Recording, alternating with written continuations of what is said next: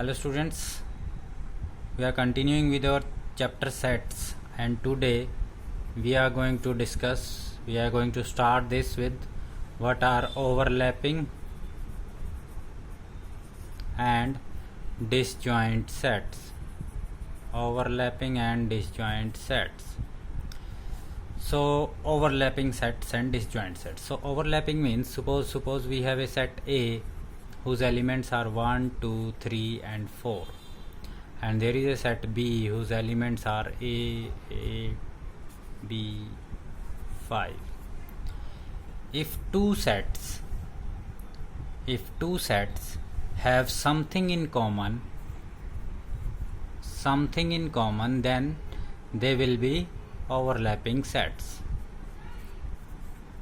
Like we have these three sets, so set A and set B are overlapping. Overlapping means overlapping sets have at least one element in common. At least one element should be same. Now in दोनों में this element is same, so these are overlapping sets. But B and C don't have anything in common, so they are disjoint sets. Similarly, A and C have nothing in common, so they are disjoint sets. Clear? So if two sets have at least one thing in common, कम से कम एक हो, उससे ज़्यादा हो सकते हैं. Suppose A is 2, 4, 6 and B is a set of 2, 4, 9. So they have two things in common. At least one thing हो, then they will be overlapping. At least one से ज़्यादा हो जाएं. अब इससे पहले हमने डिस्कस किया था अगर सारे के सारे सेम हो जाएंगे then they are सबसेट हो जाएगा. मान लो इसमें मैंने 2 लिख दिया और 4 लिख दिया, चलिए तो C इज ए सबसेट बन जाएगा. फिर तो C is a subset of B, और you can say C is a proper subset of B. Similarly C will be proper subset of A. तब ओवरलैपिंग डिसजॉइंट नहीं रहेगा क्योंकि सारे के सारे एलिमेंट आ जाएंगे ना दूसरे में. सारे के सारे नहीं, कम से कम एक एलिमेंट होना चाहिए, उससे ज़्यादा हो सकते हैं. लेकिन अगर सारे हो गए then the name changes to subset. One set will be the subset of the other set. ठीक है गाइज, तो ये मेरे पास सबसेट हो जाएंगे और ओवरलैपिंग और डिसजॉइंट का मतलब समझ में आ जाएगा. जैसे मान लीजिए मैंने कहा एक सेट है, सेट में x एलिमेंट्स है such that this is 5 into x and x belongs to natural number. मेरे पास एक ऐसा सेट है A जिसके एलिमेंट्स हैं ये. मेरे पास एक दूसरा सेट है B, ठीक है, जिसके एलिमेंट हैं, और यहाँ पर हम इसको थोड़ा सा x इज लेस देन 3 लिख दिया मैंने. ठीक है, एक कंडीशन और अटैच कर दी, नहीं तो इनफाइनाइट हो जाता है ये. B सेट मेरे पास है x such that 2 into x and x belongs to natural number and x is less than or equal to 5. ये इस तरह से लिख दिया. तो ये हमें पता है this is set builder form. Set builder form है ना ये. अब मैं सेट के एलिमेंट्स देखता हूँ. देखिए यहाँ से क्या क्या आ जाएंगे इस कंडीशन के according. x less than 3 put करना है नेचुरल नंबर में, तो 5, 10 यही आ जाएंगे ना. 5 और 10, x की वैल्यू लेस देन 3 होनी चाहिए थी. और यहाँ पर देखिए 2 into x होना चाहिए और लेस देन इक्वल टू 5 तक जा सकते हैं हम. 2 1 जा 2, 2 जा 4, 2 3 जा 6, 2 4 जा 8, 2 5 जा 10. ये ऐसे बन गए. क्या ये सेट ओवरलैपिंग है? Yes, these are overlapping because they have this thing in common, so they are overlapping sets. ठीक है, पहले आपको उसको रोस्टर फॉर्म में कन्वर्ट करना है, then you have to tell whether these are overlapping or not. ठीक है, सबसेट का इससे पहले हमने डिस्कस किया ही था. If all the elements of a set are in the other set then they will be subset of the other set. देखिए अगर हम सबसेट में क्या होगा, एक सेट के सभी एलिमेंट दूसरे सेट में होंगे. ठीक है, ये हमने लास्ट इससे पहले वाली वीडियो में डिस्कस किया था. अब हम बात कर रहे हैं यूनिवर्सल सेट की. यूनिवर्सल सेट, ठीक है, यूनिवर्सल सेट का मतलब ये है कि कोई भी क्वेश्चन अगर आप कर रहे हो, ठीक है, if all the elements of a given set of the given sets under consideration are contained in a single set. अभी मैं लिखता हूं, देखिए यूनिवर्सल सेट में क्या होगा, all the elements of all the sets under discussion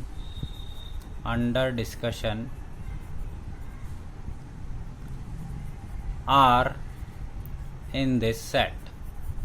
Suppose इसका मतलब क्या है कि कोई भी क्वेश्चन है उसके सारे जो सेट्स हैं वो सारे एक सेट में होंगे और उस सेट को हम क्या कहेंगे, यूनिवर्सल सेट. जैसे मान लीजिए ए मेरे पास है 1 2 3, बी मेरे पास है 5 6, ए बी. तो इस तरह का कोई क्वेश्चन है, मान लीजिए ए सेट है और बी सेट है. अब जो यूनिवर्सल सेट है उसकी रिप्रेजेंटेशन है इस तरह से, ठीक है. यूनिवर्सल सेट को हम इस तरह से रिप्रेजेंट करते हैं. अब जो यूनिवर्सल सेट होगा, देखिए universal set will B, for this question universal set will B एक ऐसा सेट जिसमें ये सारे एलिमेंट आ जाए. उसमें 1 2 3 5 6 7 8 ये भी होंगे, ये सारे भी होंगे.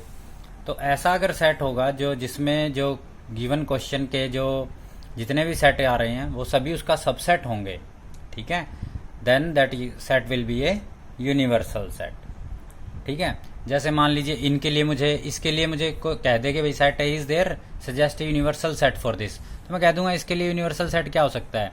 मैंने कहा इसके लिए यूनिवर्सल सेट आप किसी को भी कह दीजिए. किसी को भी कहने का मतलब है आप यहाँ पे लिख दीजिए सेट ऑफ नेचुरल नंबर, तो भी इसके लिए यूनिवर्सल सेट हो जाएगा क्योंकि सारे एलिमेंट आ जाएंगे. इसके लिए मैंने कहा सेट ऑफ होल नंबर लिख दीजिए, वो भी इसके लिए यूनिवर्सल सेट है क्योंकि ये वाले एलिमेंट तो आएंगे यूनिवर्सल सेट में, ठीक है.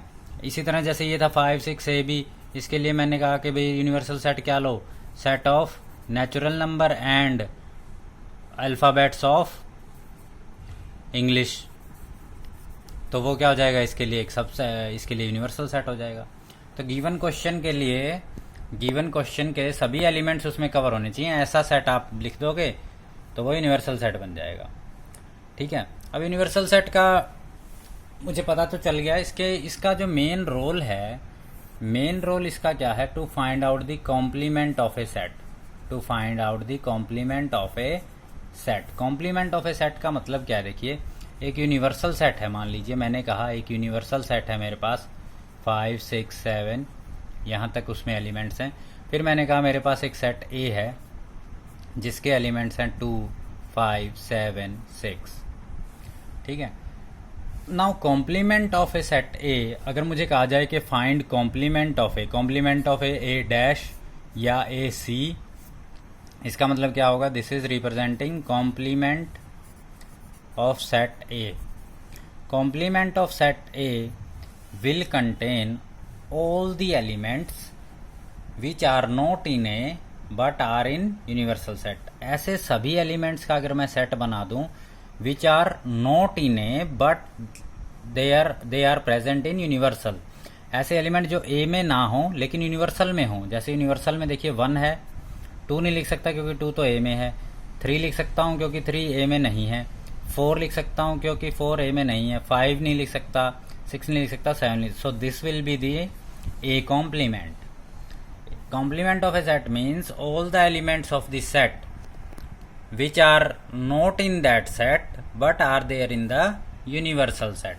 एक और देखिए, मान लीजिए मैंने कहा कि मेरा एक यूनिवर्सल सेट है जिसमें मैंने ये सभी अल्फ़ाबेट्स लिखे हैं A B C D E F, ठीक है. फिर मैंने एक सेट A लिया जिसमें मेरे पास A C और F एलिमेंट्स हैं. फिर मैंने कहा कि क्वेश्चन में B सेट भी है जिसके एलिमेंट्स हैं C E D इस तरह से, ठीक है. C E D ये एलिमेंट्स हैं और मुझे कहा गया फाइंड ए कॉम्प्लीमेंट, ठीक है. ए कॉम्प्लीमेंट ए डैश भी लिखा जा सकता है, ए सी भी लिखा जा सकता है. ए कॉम्प्लीमेंट का मतलब हो जाएगा all those elements of A which are not in A but are there in the universal set. तो जैसे ए है नहीं लिख सकता, बी नहीं है इसमें तो बी में लिख दूंगा मैं, सी है, डी और ई नहीं है तो डी और ई. तो ये सभी क्या हो जाएंगे ए कॉम्प्लीमेंट के एलिमेंट.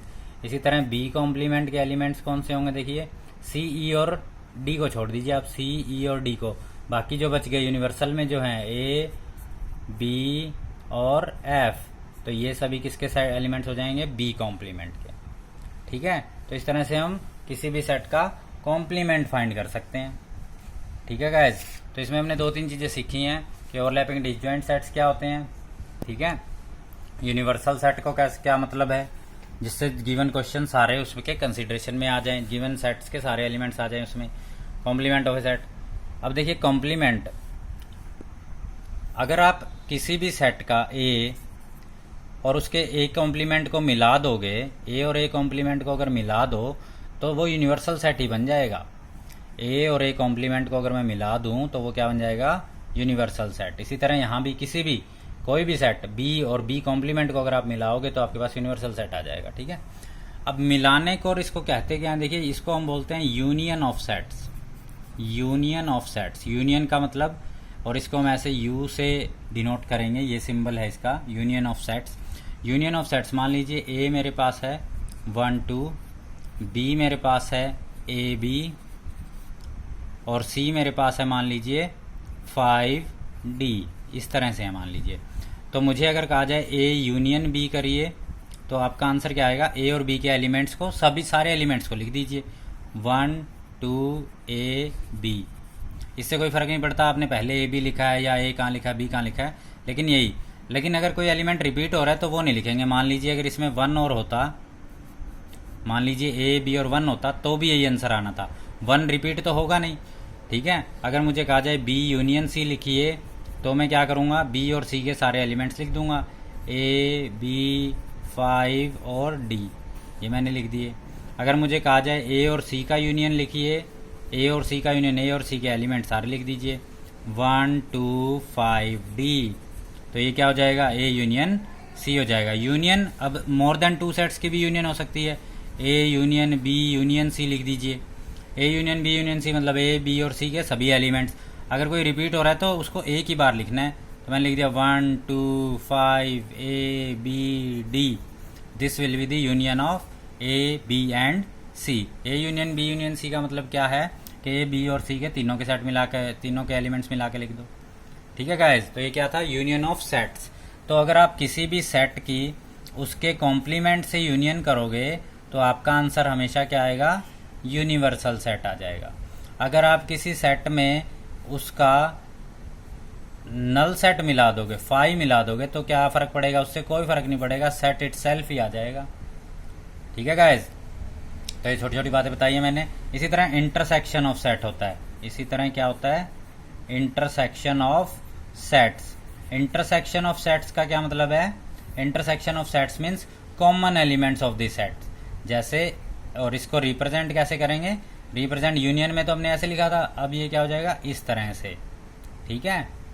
तो अगर मान लीजिए मुझे कहा जाए कि मुझे क्या निकालना है, ए इंटरसेक्शन बी।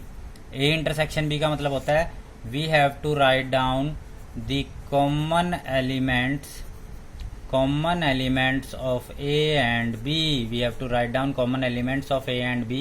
मान लीजिए यहाँ पर मैं लिख देता हूँ A है 1 2 5 और B है A B 1, this is set A and this is set B, तो common element will be 1 only, ठीक है। अगर किन्हीं दो सेट्स के बीच में कुछ कॉमन ही ना हो, जैसे मैंने लिखा A is a set of 1 2, B is a set of A B, तो यहां पर अगर मुझे कहा जाए A इंटरसेक्शन B निकालो तो मैं कह दूंगा कि मेरा आंसर क्या आएगा, 5 आ जाएगा, नल सेट आ जाएगा, because they have nothing in common, ठीक है गाइज।